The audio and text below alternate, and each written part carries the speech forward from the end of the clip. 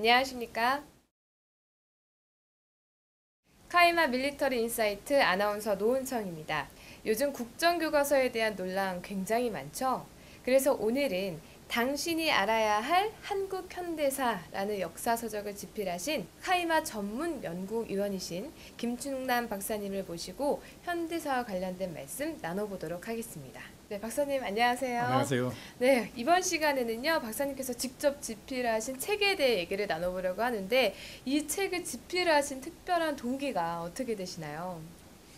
우리나라는 신생국 중에서 가장 성공한 나라라고 평가받고 있는데 우리 국민은 나라에 대한 불만이 무척 높습니다.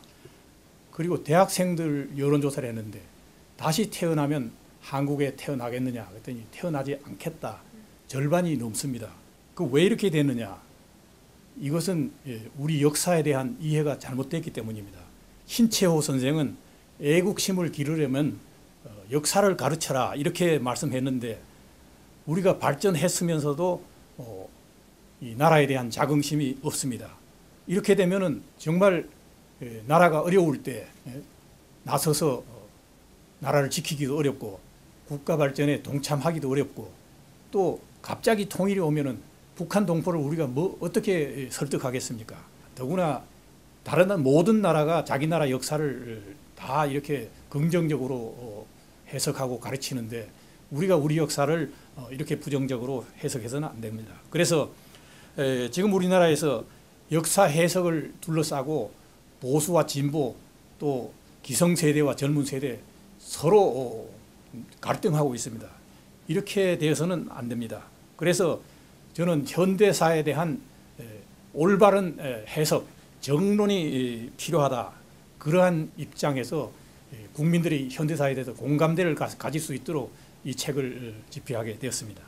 네, 그렇군요. 그러면 지금 박사님 말씀으로는 기존의 우리 역사인식에 좀 문제가 있다라고 보신 것 같은데 우리의 이 역사인식 어떤 점들이 좀 문제가 된다고 생각하시나요? 저는 대략 세 가지로 보고 있습니다. 그 민족 사관, 이것은 민족을 역사 해석의 중심 개념으로 봅니다.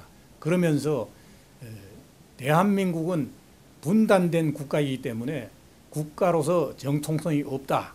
통일을 해야 되고 어떤 무조건 통일을 해야 된다. 이렇게 주장을 합니다. 그리고 북한도 민족의 일부니까 너무 미워할 필요 없다. 이렇게 이제 해석을 합니다.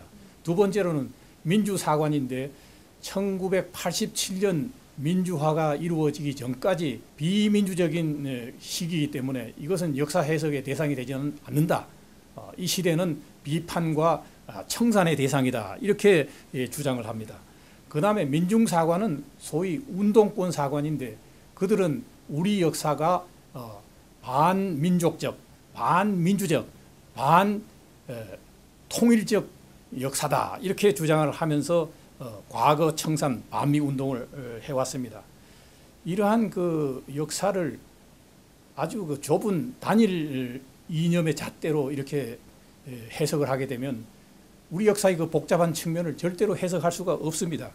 더구나 지금 나와 있는 현대사 서적들 그리고 학교에서 가르치는 그 역사책 여기에는 이 남북 대결의 현실 안보에 대한 내용이 거의 빠져 있고 또 있다고 하더라도 그것은 안보는 독재와 장기 집권을 위한 수단에 불과했다. 안보 정책은 반민족적, 반통일적 정책이다.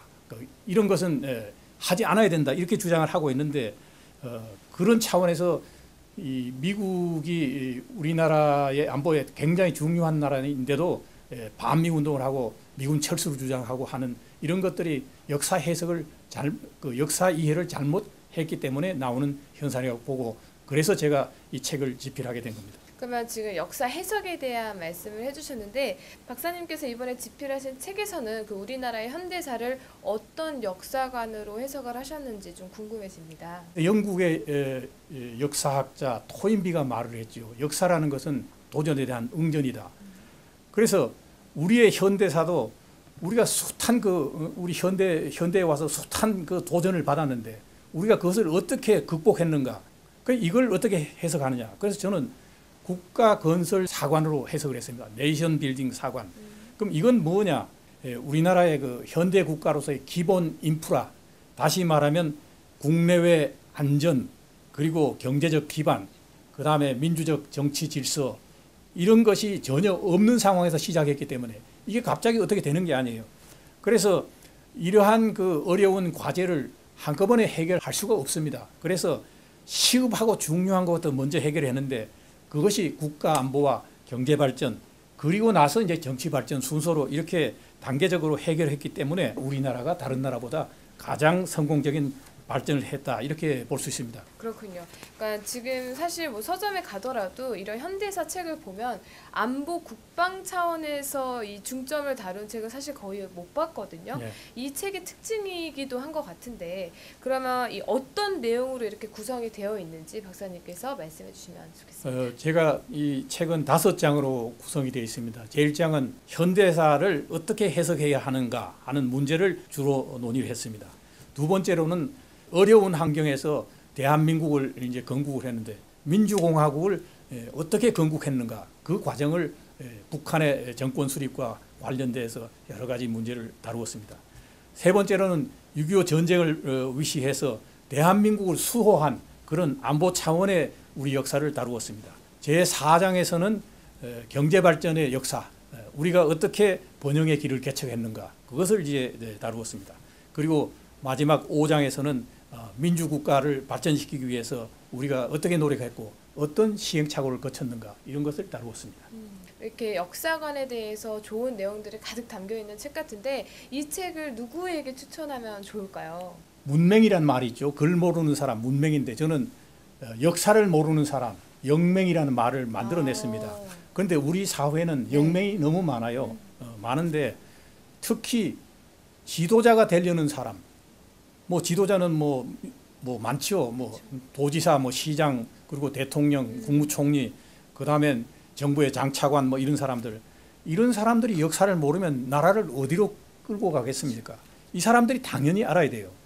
그다음에 두 번째로는 국민을 계몽하고 국민에게 알려주는 여론 선도층, 언론이라든가 이런 그 지식인들이 저는 알아야 된다고 생각합니다.